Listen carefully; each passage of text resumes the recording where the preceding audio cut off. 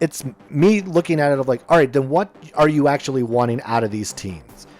And this does start to devolve into the conversation about expanding the tournament and everything else. And I am still on the boat of you do not expand the tournament. I think the size of the tournament is fine. What is the problem is the unclear, inconsistent way that teams are being evaluated.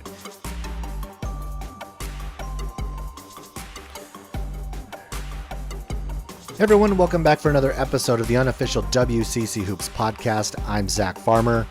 Got a lot to get to in this episode. We'll go over my big three things. Actually, it's big four this week, so we'll get into that. We're going to sit down with Arden Carvalho from Still Fits, and we'll talk about the Zags and where they are right now. Also dig into a little bit of just some of the surprises and some of the disappointments we've seen in the WCC so far. So we'll get to all of that in just a little bit. But I want to start with, I have to step on my soapbox here. And this is going to be maybe the rant, the soliloquy about the inconsistencies when it comes to seeding and selection of the NCAA tournament, or just how the bracketologists are putting these things together. This past week, or over the last few weeks, St. Mary's has continued to rise and rise in the net. And in fact, this week, they are top 10 in both the net and in KenPom. The net, as we know, is supposed to be one of the tools that the NCAA uses to evaluate and then properly seed teams into the NCAA tournament. Last year, St. Mary's was 19 in the net, and they ended up about a 5 seed, which, if you divide by 4, like that's about right. That's about where they should have been. However, there's some inconsistencies happening right now, and it's not just the top 25 poll, because that's, I feel like, is very subjective. A lot of times we don't see those quite line up with where teams end up in the NCAA tournament. So while it's still a little annoying to me to see a top 10 team not be even in the top 25, let alone higher than that, I'm willing to let that one go. But here's what is interesting to me and the inconsistencies that I'm looking at. And we'll take the top 20 in the net as of Monday morning. As of Monday morning, of the top 20 teams in the net, there are, that each of them, outside of 3, are a 6 seed or higher. And in fact, only one of those other 17 teams is even a 6 seed. Everyone is higher than that. The 3 teams that are not a 6 seed or higher are St. Mary's, who is number 8 in the net, and they are listed as an 8 seed. Florida Atlantic, who is 13 in the net, is a 12 seed. I'm using the most recent ESPN bracketology numbers, so this one was posted on Saturday. And then Boise State at 20 is an 11 seed. And yeah, there's going to be a little bit of variation, probably between what the current net is now and what the bracketology is probably going to adjust to reflect in the next day or so. However, let's look at that. Again, so St. Mary's is actually 8 in the net. Florida Atlantic is 13. Boise State is 20. St. Mary's as an 8 seed means that they're actually seeded 32 through 35. Much lower than 8. Boise at 11 is seeded somewhere between 44 and 47. Also much lower than the 20 they are at. And Florida Atlantic a 12, which would put them somewhere between 48 and 51 on the seed line, even though they are 13 in the net. What do all 3 of these teams have in common? They play in mid-major conferences. It is tougher for them to schedule tough tough teams. However, these teams have actually done a fairly good job of doing that. And here's a list of teams that all have higher seeds than them in the same bracketology, but are below that 20 mark in the net. Arkansas is a 4 seed. Duke is a 5. Providence is a 5. Michigan State 6. UNC 7. Missouri is 7. What do all of these teams have in common? They play in power conferences. They play in the Power 6. They have names. And as an interesting note, speaking of going back to Florida Atlantic, they and Arizona are all of one net spot away from each other. Arizona is 12, Florida Atlantic is 13. Yet Arizona is a 2 seed and Florida Atlantic is a 12. Last year, USF was 22 in the net and they were a 10 seed. Remind you that St. Mary's was only a few spots ahead of them and they were a 5. Were there really 20 teams in between St. Mary's and USF? I don't think so. Not a year ago. The inconsistencies of this is what drive me nuts, is what really kind of gets my blood boiling. And it's not just ESPN's bracketology. I don't want me to say that it's just that one. As I have seen prediction after prediction after prediction, a lot of them are the same. St. Mary's right around 8 or 9. The Florida Atlantics are down in the 10, 11, 12s, when really it's if you look at the numbers, if you look at the tool that they're supposed to be using, has them much higher than that. USF should not have been a 10 last year. They should have been much higher. St. Mary's right now should not be an 8. They should be higher. All those other teams should be lower than they are. This is what it's me looking at it of all right, then what are you actually wanting out of these teams? And this does start to devolve into the conversation about expanding the tournament and everything else. And I am still on the boat of you do not expand the tournament. I think the size of the tournament is fine. What is the problem is the unclear, inconsistent way that teams are being evaluated. Because even though the net was supposed to help to clear some of this up and really make it more, at least paint the clearer picture of how this is supposed to work, I don't think we have a clear picture of how this is actually supposed to work, because we're still taking teams that are much higher in this net rating that the NCAA created, and they're still being seeded way lower than they should be. And yes, it's only part of the picture. It's only part of the puzzle.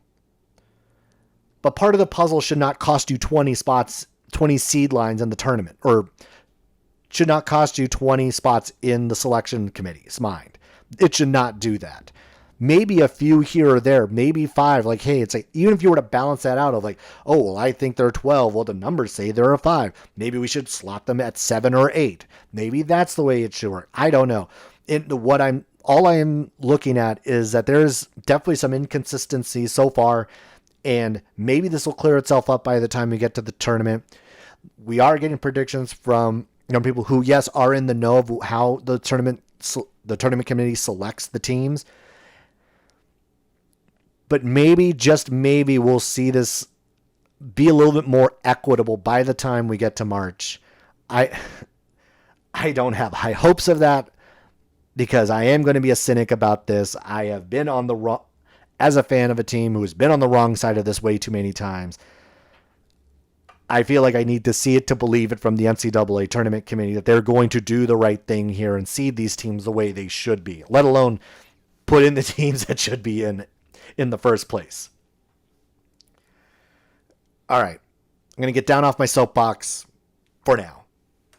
And we're going to dive into just my big 4 observations from the past week. And for this one, I'm going to start with now the player who's been the WCC Freshman of the Week 3 straight weeks, and that's Aiden Mahaney. And on the offensive end, he has been everything St. Mary's could have hoped for over the last few weeks. What the difference is, and what I want to highlight this week, is not the offense. It's his defense. And that's something that was at least a little bit of a concern early on, is could he pick up the speed of the college game and the intensity that this team plays with defensively quickly. And little by little, we have started to see Mahaney really start to pick it up. He's been better defensively as the season has gone along. And what we saw on Saturday at USF, I think, was maybe the best performance defensively we have seen so far. Mahaney's primary target was Khalil Shabazz. And as we know, like, he's been one of the better guards in the WCC for the past 4 years. And he held Shabazz to 1 for 11 shooting, 6 points, all of that coming in the last few minutes of the game. This is a guy who is now turning into not only a clear star on the offensive end, but a more than capable defender on the other. And I think that's the biggest thing that I think is not necessarily surprise, but you really have to now look at that. And between he and Logan Johnson in that backcourt, this is already, and I've said it earlier on in the season, and I'm going to say it again, this is now the best backcourt in the WCC. I think Aidan Mahaney is now clearly one of the few best players in the league. He's in WCC play, he's averaging 18 a game, which is 4th in the league behind only Timmy Pajemski and Max Lewis. This is a guy who's going to be around for a while, and Aidan Mahaney continues to find ways to improve his game, and not only on the offensive end, but even more impressively on the defensive end. All right, my second point here. I'm going up to the Zags. And you know what? Last week they escaped, or 2 weeks ago they escaped from USF, and they escaped from Santa Clara. Then this past week they escaped in an unfathomable way against BYU. And they've been down double figures in each of these games. And they have needed help in each of those from their opponent. BYU absolutely crumbled in that last minute. One was they threw an inbound pass away, and then which ended up resulting in a 3. Then they struggled to inbound the next inbound, and instead of taking their time when they had a lead, they rushed it down the court, took a contested shot at the rim, and that ended up being really the turning point of that game. And then Julian Strother hitting the 3 to really finish it off. Gonzaga has been very good down the stretch in each of these games. They have been clutch. And this is not just the last few weeks. We've seen this throughout the course of the season. We've seen them do this in a number of games. We saw it against Xavier. We saw this against Michigan State. So this is not new for Gonzaga. These close games are not new. What I think what is going to be interesting to watch is when they start to see better opponents as we go throughout the course of WCC play. And obviously they've already seen a few: USF, Santa Clara, BYU. Will they be able to keep that up? Like, can they not get down early? And that's been their problem. They're playing catch up over and over and over again. And while that is a good trait to have, that like this team knows that it can fight back, that is not a long-term solution. That is not something that you expect that Gonzaga is going to be able to do every time out. Eventually that catches up with you at some point. Maybe it's not until March. Maybe it's against St. Mary's. Who knows? Maybe it's against LMU on Thursday. This Gonzaga team has played very well down the stretch in games, but the number of times that they've gotten down by double digits, the clear steps back that they have taken from a year ago defensively are very well known at this point. I think they're in the 70s in adjusted defensive rating in the country, much lower than they were a year ago when they were top 10. If Gonzaga doesn't improve itself on the defensive end, they're going to get caught by somebody. Not necessarily who. I don't necessarily know who that's going to be, but that's something that I think Gonzaga needs to focus on moving forward as we get deeper in the conference. Number 3, some bounce back games for both LMU and BYU. LMU played a really good game at St. Mary's. They kept in that game for the most part. Like, yes, St. Mary's started to pull away in the first half, but then LMU clawed their way back into that game, had it within 10 with about halfway through the second half, and kept it close for the most part. And after that game, there's always a chance of like, okay, they could take a step back and lose a game they're not supposed to, but that didn't happen. They came out and played really well, scored 98 against San Diego, got 28 from Cam Shelton. So really good performance by LMU, bouncing back from a really tough game on night one. And same goes for BYU. There's always that, again, the point of like you get yourself up for Gonzaga and then you could potentially lose the next one. That didn't happen. They were able to take care of business against Pepperdine and Provo. Jackson Robinson had a really good week. He had 17 points against Gonzaga in that one. He had 12 more against Pepperdine. BYU's getting contributions all up and down their roster right now, so their balanced scoring is really going to help them throughout the course of WCC play. They've clearly started to kind of establish themselves in this second tier of the WCC. I think along with Santa Clara, they and Santa Clara have really kind of like started to like separate themselves. I think LMU is probably that next team along with them who could potentially do the same thing. So good, again, just good bounce back wins for both of those teams. All right. Then on the flip side, and this is the 0-5 Pepperdine Waves. Pepperdine is allowing 92 points a game. They're allowing teams to shoot 52% from the field. And it's not like that they're being blown out in any of these games. They're largely, outside of the Gonzaga game, they are playing pretty competitively in these games and are keeping it close for the most part. They're averaging 82 per contest since starting WCC play. So it's not like teams are running away from them necessarily. But this team, and we've talked about it, I've talked about it all season long in the offseason. Pepperdine has a lot of talent. Whether it be Max Lewis, Houston Millett, Mike Mitchell Jr., Javon Porter, Jan Zedek, like this team has talent. And it just hasn't come to fruition on the defensive end, which is the spot we knew that they were going to struggle. We knew this team had to be better defensively. And there were times in non-conference we saw them. It's like, oh yeah, this team is starting to look a little bit better. They're putting it together, not consistently, but they're putting it together. And the defensive effort, not going to say effort, like the defensive success in WCC play has just not been there. This is a team that really has not shown any level of improvement since conference play has begun, and maybe that's because these are the teams who are most familiar with you and know what you're going to try to run defensively and know how to take advantage of it. They've also tried to, and this is I think kind of a product of how they play and how they play best on the offensive end is their pace. They play so fast, but so far in conference play, they've also played teams who also love to play fast. San Diego will play that way with you. BYU will play that way with you. Gonzaga will play that way with you.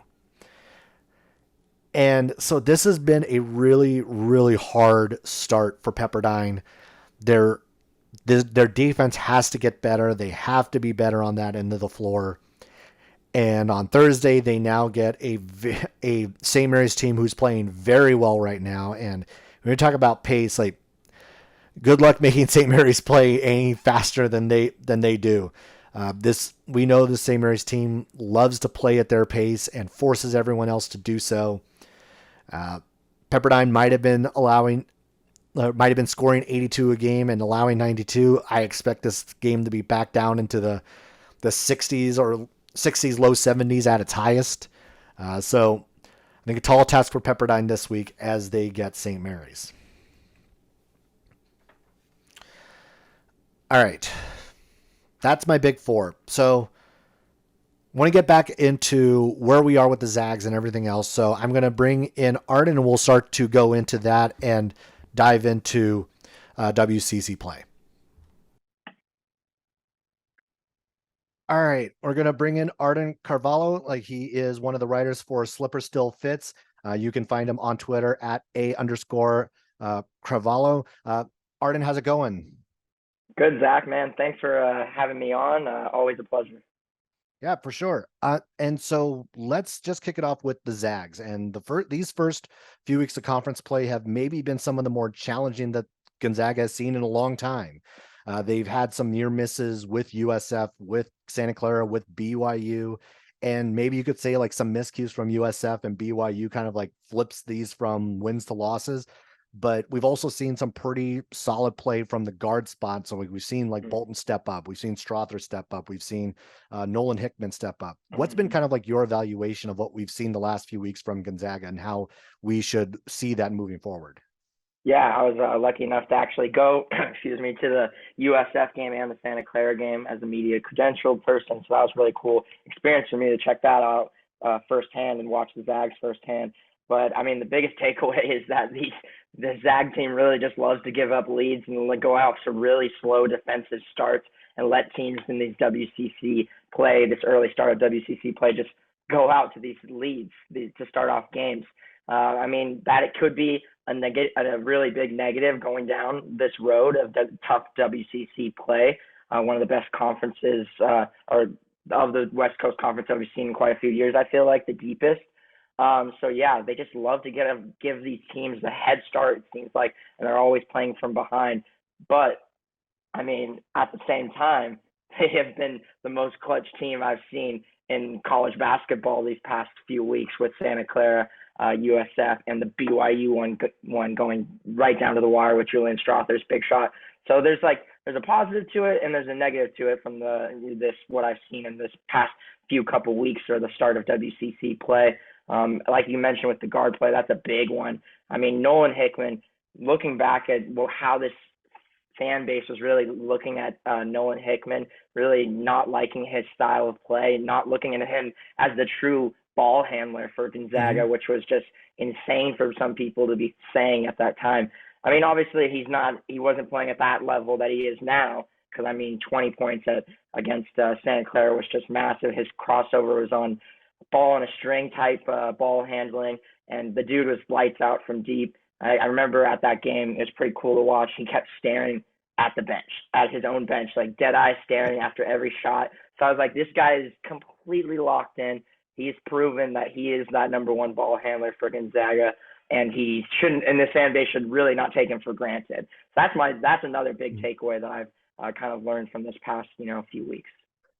With Nolan Hickman, I mean, obviously, with like this conversation has been around Zag Talk all year long about just how he's not quite to the standard of what we've seen Zag point guards be, Yeah, especially at least recently. And maybe it's just more along the lines of how good some of the Zag point guards have been over the last like 6, 7 years, or even like longer than that. Of like go back to yeah. even like I was about to Kevin say. Pangos years and everything else. Uh, maybe it's like, is it just like some of that of like you when you take a step from like an Andrew Nebhard who is clearly like the guy who could run this offense with his eyes closed to someone who's really still kind of like learning how to be that guy? Is that kind of what we're seeing with Nolan Hickman, at least through this first half of the season? Yeah, 100%. And also with the fan base, we're a little greedy when it comes to how good our point guards have been in the past, few years with, like he's mentioned, Pangos, Andrew Nemhard recently. Yeah, the Gonzaga fan base can get a little bit greedy with that point guard position, but Nolan Hickman has had a learning curve for sure. I mean, he came out of high school as a McDonald's All-American and was supposed to go to Kentucky. Expectations were definitely high if he was going to go to Kentucky, and decided to come to Gonzaga. Didn't get as many minutes as he hoped probably as a freshman, and now he's got the starting spot. So, there's a little bit of a learning curve. There was some bumps in the road that he had to get over in that first, few preseason games. But now he's starting to, kind of ride the ship. He's taking control of the offense. One thing that I was, kind of like questioning when Nolan Hickman got that starting job is like, is he really that much of a vocal leader? Can he be that vocal leader? He's a quiet dude. He's a really quiet guy. So he's now starting to feel more comfortable being loud, being more talkative in the offense, which I'm really noticing when I got to see him firsthand and up and close. So yeah, he's becoming more comfortable in the offense and becoming more of a vocal leader, kind of to help along Drew Timme, who's obviously the number one leader on this team.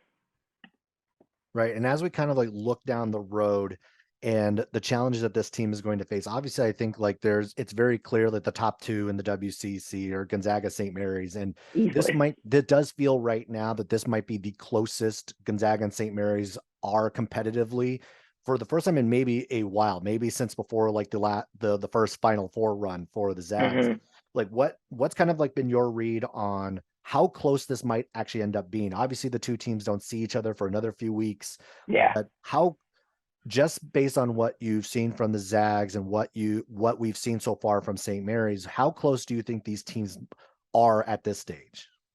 I mean, you see it at the top of the standings, and it's truthful. They're neck and neck. Like it's not night and day difference between these two teams. Like in past years when Gonzaga has pretty much like taken care of business against St. Mary's, maybe a few bumps in throughout their years, like in 2019 WCC Tournament Championship. That was a big one. But now this season, yeah, neck and neck. I mean, I'm really excited for that game in a few weeks at Moraga. I'll be at that one too. I mean, St. Mary's style play. They really slow you down on the offense end.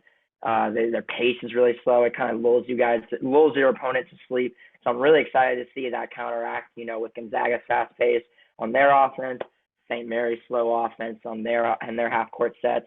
So I mean, that's always fun for me. Most people in the Gonzaga fans, I feel like, get really bored watching St. Mary's, and I'm like, no, I love this type of basketball. This is like really X and O type basketball. So yeah, I think it's really neck and neck, and that game specifically at St. Mary's. Hopefully, they'll be in the top 25 at that time, so it'll be really nationally recognized as like one of the bigger games in the West Coast. Right. I mean, they're in the coaches poll now, finally at Yep, number I saw 24. that.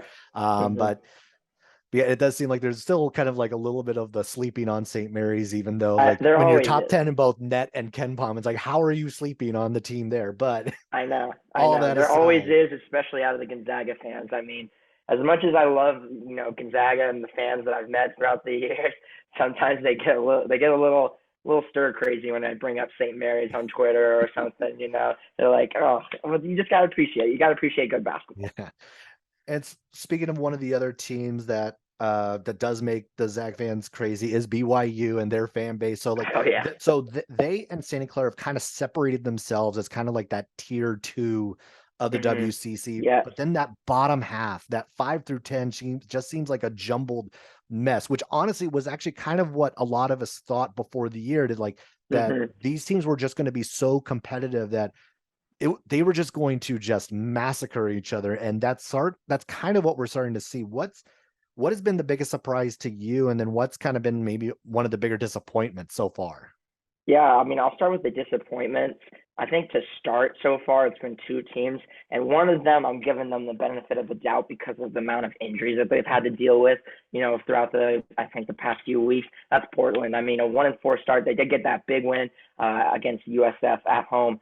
I'm a little bit disappointed of how it's been going because they started off so good. I mean, you remember back then the PK85 tournament when they were neck and neck with UNC, North Carolina. I don't know I forget what the final score was, but I'm pretty sure it was single digits. They lost by Yeah. 2 or 4, I believe. Yeah. So yeah, I mean that my expectations then at that point were like, okay, Portland's gonna make some noise in the WCC, but with the injuries, the injury bug, you can't really put a full blame on that. That's just part of the game. It happens. It sucks. But that's one of the bigger disappointments for me. The other one probably is USF because they've been so like I love this personnel that they got with Khalil Shabazz and Tyler Roberts. They really got some solid bigs. Maybe their stats aren't eye popping, but I mean they shut down the Gonzaga bigs. in that game against at USF. I mean, they're really strong defensively on that front court. So I thought USF's expectations were going to be a bit high. I mean, I'm looking at the standings right now. They're 1-5 in play, and they're right at ninth, in front of Pepperdine. I thought they were going to be top three, top four at this point, in like 6 games into conference play. So those two teams have been a bit disappointing for me. And I guess maybe like looking at this standings, biggest surprise for me has to be a little bit of LMU. I did not think LMU would be as good as I've seen from them. I mean, they played pretty good. They played pretty good this so far, 3-3 in conference play, 13-7. I remember they won that preseason tournament. I believe it was in the Bahamas. I could be wrong about that, when they got that big win over Wake Forest. So yes, LMU and Kalepi, that whole team, and Stan Johnson has really turned it around. So that has been another big surprise that I've seen out of this jumble of a mess at the bottom of the WC standings. That LMU team really has kind of like, they've been, I think, the surprise so far, really a pleasant surprise, because I think like they kind of like we talked about with Portland and the injury bug. It's like this was a team that was so banged up a year ago, and there was almost a little bit of and then addition by subtraction, because it does seem like this is a different team without Eli Scott. As good as he was, it does seem like that they've been able to open up the offense a lot more, and it's been to that team's benefit. And they've played a little bit more of the top half of the league so far, although they do have Gonzaga this week up in Spokane. So that'll be the real test for them. I think that's going to be a test. I don't think Gonzaga is going to completely run away from LMU. I don't think they're at least going to keep it close.